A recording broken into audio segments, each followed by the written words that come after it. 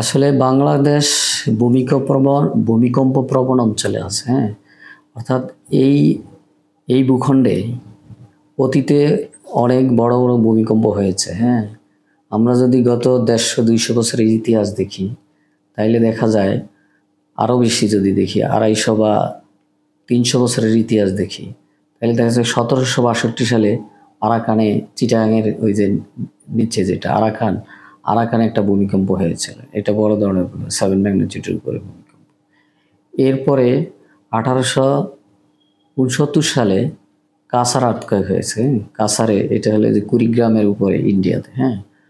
তারপর হয়েছে ১৮৮৫ সালে বেঙ্গল আর্থকোয়েক হয়েছে। এটা হয়েছে এই মানিকগঞ্জের আশেপাশে, হ্যাঁ? তারপর ১৮৯৭ সালে এটা সবচেয়ে বড় ম্যাগনিটিউডের আর্থকোয়েক হয়েছে, 8.7 ম্যাগনিটিউডের আর্থকোয়েক। এটা হয়েছে শিলংয়ে, হ্যাঁ? এটাকে বলি আমরা এই ডাউকি ফল্ট হয়েছে, অনেকে বলি আমরা এটা ডাউকি ফল্ট হয়েছে। এটা এ যাবৎকালের এই জায়গায় সবচেয়ে রেকর্ডেড হিস্ট্রিতে এটা সবচেয়ে বড় আর্থকোয়েক, 8.7 আর্থকোয়েক। আর আমাদের যে বাংলাদেশের ভূখণ্ড, এই ভূখণ্ডে 7.6 পর্যন্ত সর্বোচ্চ রেকর্ডেড আর্থকোয়েক আমরা এই পর্যন্ত পেয়েছি। এতে করে বাংলাদেশে এই ম্যাগনিটিউডের আর্থকোয়েক বাংলাদেশে হতে পারে, যেহেতু ইতিহাস আছে। এটা আর্থকোয়েক যেই জায়গায় একবার হয়, এটা নির্ভর করে কত বছর পর পর হবে, কিন্তু এই আর্থকোয়েকটা হবেই। এখন অনেকেই বলছে যে এই যে আর্থকোয়েক হচ্ছে ছোট ছোট, এটা বড় আর্থকোয়েকের পূর্বাভাস। এটাও হতে পারে, আবার বড় আর্থকোয়েক না হওয়ারও এটা হতে পারে। যেমন এগুলো যদি ছোট ছোট যদি সোর্সে হয়ে থাকে, আমরা এটাকে বলি ফল্ট। ফল্ট লাইনের একটা লিনিয়ার ফিচার, একটা লিনিয়ার লম্বা লাইন, এই লাইন বরাবর এই রক মুভ করে, হ্যাঁ? এই যে যেমন এটা একটা ফাটল, এই ফাটল বরাবর এটা সামনে থেকে পিছনে যেতে পারে, এটা একটার উপরে একটা উঠে যেতে পারে, একটা থেকে একটা নেমে যেতে পারে। এই ধরনের মুভমেন্ট যখন হয়, তখনই আর্থকোয়েকের সৃষ্টি হয়। তো এটা যদি ছোট্ট একটা সোর্সও হয়ে থাকে, তাহলে এটা হয়ে গেলে এটাই শেষ। বাংলাদেশের ভূখণ্ডের ভিতরে 7.6 ম্যাগনিটিউডের আর্থকোয়েকের রেকর্ড অলরেডি আছে 1918 সালে শ্রীমঙ্গল আর্থকোয়েক। তো 7.6 ম্যাগনিটিউডের আর্থকোয়েক তো হতেই পারে। এখন এটা কোথায় হবে এটা আমরা জানি না। এই জন্য আমরা বলছি যে কোনো জায়গায় 7.6 ম্যাগনিটিউডের আর্থকোয়েক হতে পারে, ঢাকা শহরের আশেপাশে হতে পারে, হ্যাঁ? তো এইটা ধরেই কিন্তু বিল্ডিং কোড ডিজাইন করা হয়েছে। বিল্ডিং কোডকে ওইভাবেই কিন্তু ওই প্যারামিটার সেট করা হয়েছে। তাইলে বাংলাদেশের সব বড় ধরনের আর্থকোয়েক হতে পারে, এটা তো আমরা ধরেই নিয়েছি আমাদের স্টাডিতে। এটা আমরা এই নিয়ে কাজ করতেছি। এখন সাধারণ মানুষ জানে না। আমরা তো জানি বাংলাদেশে আর্থকোয়েক 7.6 হতে পারে। এখন এটা কবে হবে এটা আমরা জানি না, হ্যাঁ? এই আর্থকোয়েকের ডিউরেশনটা কবে, এটা 50 বছর পরে হতে পারে, 100 বছর পরে, ইমিডিয়েটলি হতে পারে। এজন্য আমাদের যেহেতু হচ্ছে না, এজন্য আমাদের প্রিপারেশনের সময়টা আছে। আমরা প্রিপারেশন নিতে, কিন্তু এই সময়টা আমরা নষ্ট করতেছি। দৌড়াদৌড়ি করে বাহির হওয়ার চেষ্টা করা ডিউরিং আর্থকোয়েক। এই সময়টা আর্থকোয়েকের সময় কিন্তু 10 সেকেন্ডে 40-50 সেকেন্ড আর্থকোয়েক থাকে। এই সময় আমি দৌড়ায় বের হতে পারবো না। দৌড়ায় বের হতে গিয়ে সিঁড়িটাতে যাব। সিঁড়িতে গেলে সিঁড়ি কিন্তু দুর্বল জায়গা।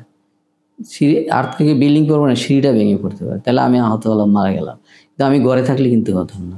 এই জন্য আর্থকোয়েকের সময় নর্মালি যে সব আর্থকোয়েকে তো আর বিল্ডিং করবে না। আর্থকোয়েকে অনেক সময় এই ফার্নিচার মুভ করবে, হ্যাঁ?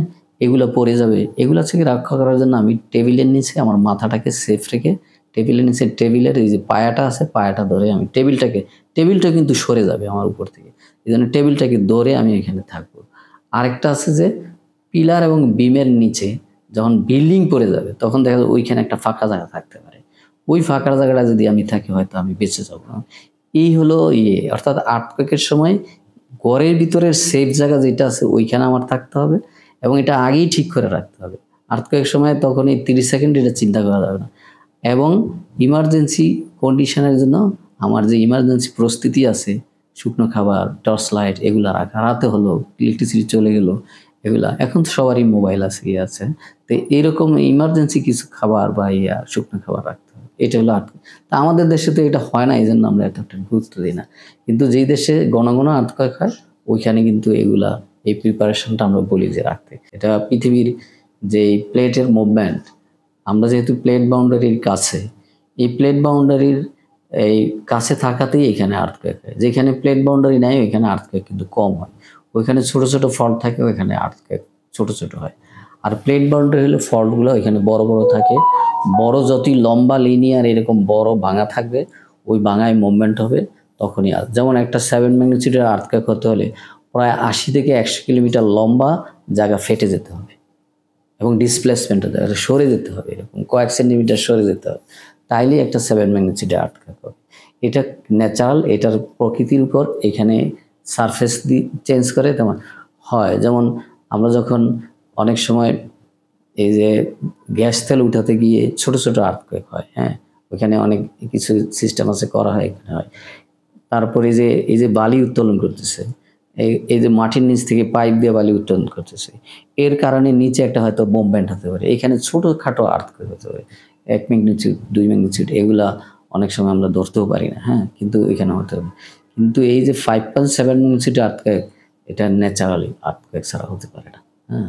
আবার এই যে অনেক সময় আমরা নিউক্লিয়ার এই যে টেস্ট করি, ওই সময় কিন্তু আর্থকোয়েক হয়, ওগুলোর ক্যারেক্টারিস্টিক্স আলাদা। ন্যাচারাল আর্থকোয়েক এবং আর্টিফিশিয়াল যে আর্থকোয়েক, এর মধ্যে অনেক ক্যারেক্টারিস্টিক্সের পার্থক্য আছে, আমরা এটা ধরতে পারি কোনটা ন্যাচারাল কোনটা আর্টিফিশিয়াল। ভূমিকম্পের সম্পর্ক আর্থের অভ্যন্তরে, মানে পৃথিবীর অভ্যন্তরে যদি কোনো ধরনের এরকম ফাটল রেখা থাকে, এরকম আমরা বলি ভূতাত্ত্বিক ফল্ট থাকলে ওইখানে যদি মুভমেন্ট হয়, অনেক ফল্ট আছে অনেক বছর যাবৎ মুভমেন্ট হয় না, ওইখানে আর আর্থকোয়েক হবে না। কিন্তু অনেক ফল্ট আছে এই 100, 200, 400, 500, 1000 বছরের মধ্যে সে মুভমেন্ট হয় ওই জায়গাটায়, সবসময় এটা মুভমেন্ট হচ্ছে, তো ওই জায়গায় আর্থকোয়েক হতে পারে। এগুলার সাথে আর্থকোয়েকের কোনো পার্থক্য নেই। আর্থকোয়েক ছোটো ছোটো আর্থকোয়েক হতে পারে, এই যে আমরা যে মাটির নিচ থেকে বালি তুলতেছি, প্রচুর বালি কিন্তু ঢাকার আশেপাশে মাটির নিচ থেকে তুলতে হচ্ছে, এইখানে এর জন্য কিন্তু ছোট ছোট আর্থকোয়েক হয়, হ্যাঁ, এটা হতে পারে।